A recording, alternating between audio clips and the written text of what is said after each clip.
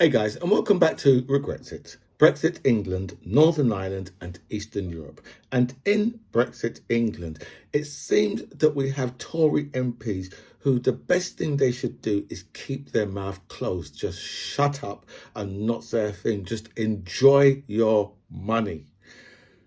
Simon Clarkson, it's Clarkson or Clark MC, I think it's Clarkson.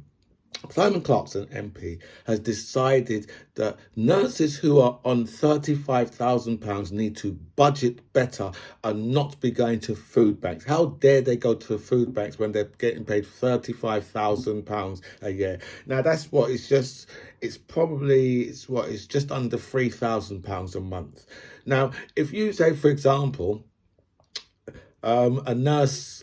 For example, someone on 35 grand, and if they've got to pay out £1,400 in rent, especially if they live in London or if they live in one of the major cities, this type of money they'll be paying out in rent or on a mortgage, right? So now you can see the problem if they're paying that much money on just that alone, because now they've got utility costs, the new utility costs, because there was probably budgeting for how things was before.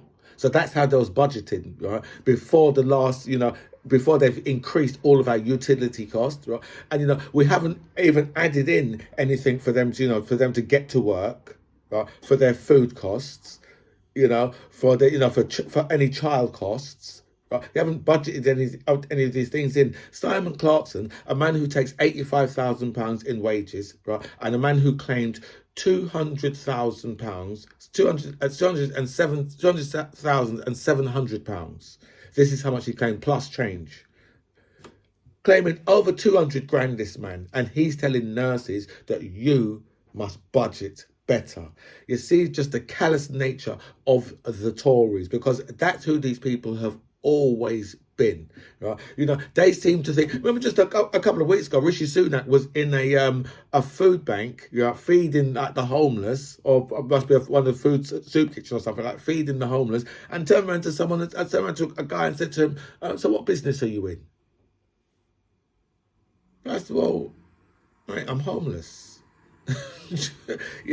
Because these people, they don't understand, right, how life is for the people in this country. They have absolutely no clue. And just the callous nature of these type of MPs. Remember, 30p Lee, when he had it, when he said, people, about budgeting as well, right? This is who the Tories have always been, and this is who they will always be.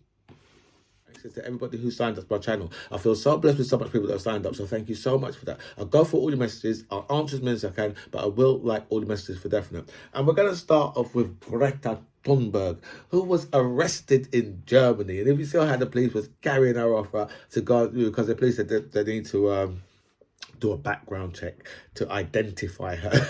Right?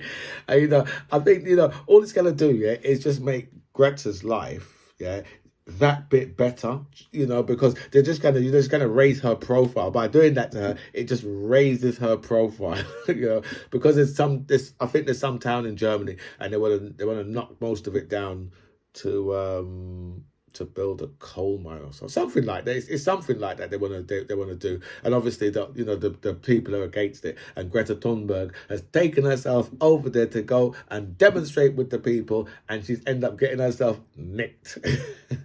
But I'm sure she's out long ago. And New Zealand Prime Minister Jacinda Ardern, or as you like to call her, Nashers, right, has resigned. Like, what? She's just like, you know what? I've had enough of this politics thing, and I'm out of here. I've got nothing left in tink. That's what she said. She got nothing left in tink, right?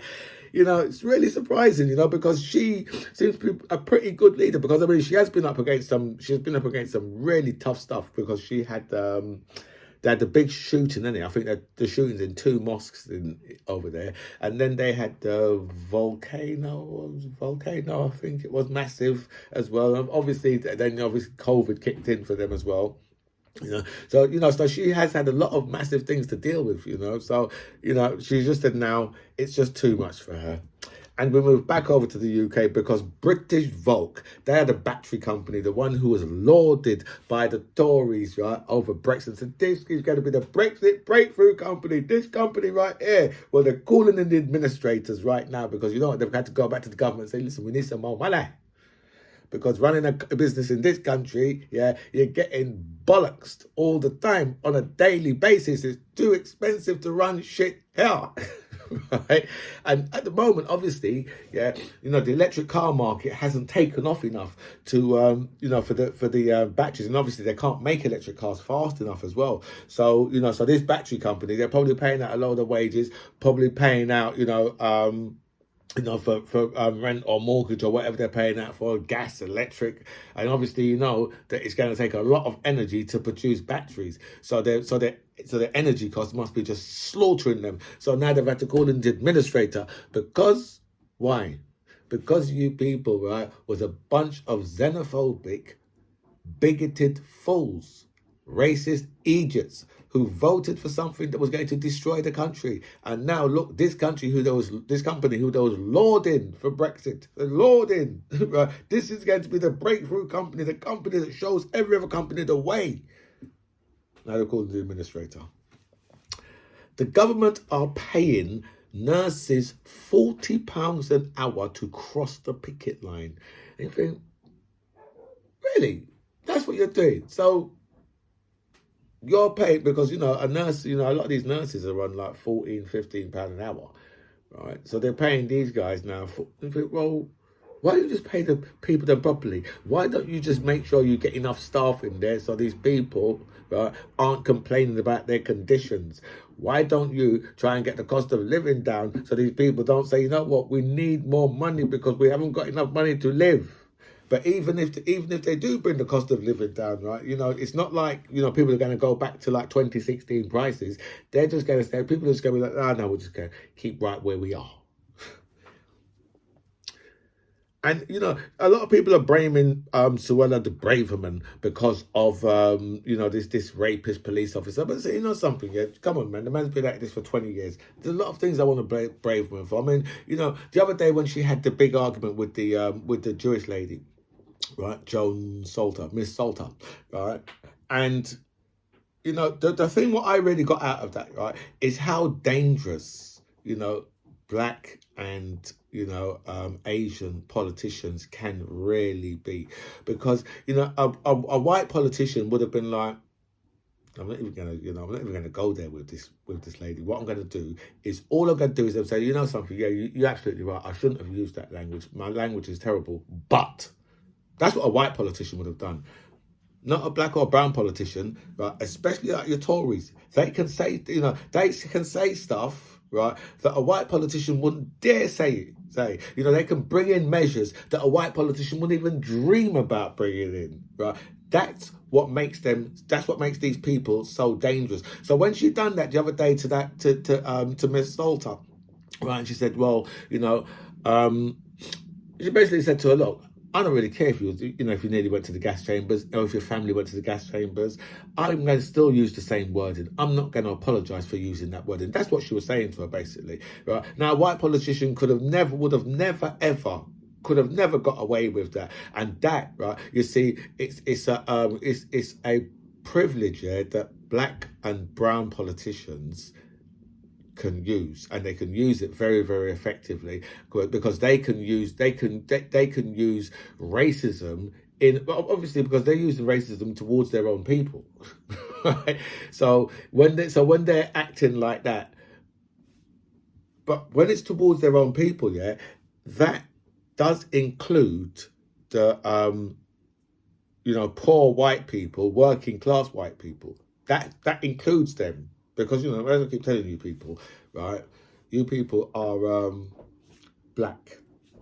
So what you've got to understand, right, is those white politicians within the Tory party, they love to have, like, you know, your Priti Patel and, you know, and your Corella de Braveman. They love these people because they represent exactly what those politicians are, but they can't actually come out and say it themselves.